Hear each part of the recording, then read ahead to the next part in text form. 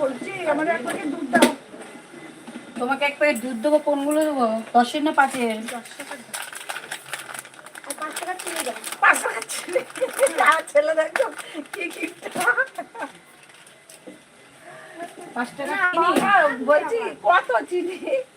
চিনি আনবে তো সব 5 টাকা। 5 টাকাই সব? বাবা আমি চাপা তাও জানি না, তাহলে 200 দাও। তার জন্যই তো বললাম 200 চিনি। তাহলে 200 দাও। তার জন্যই তো বল, আরো 30 টাকাটা নিয়ে নাও। 28 টাকা পাতা ছেলেকে 2 টাকা নিয়েছিলাম, গিয়ে বললো দিয়েছিলাম। 5 টাকা দিয়েছি তো।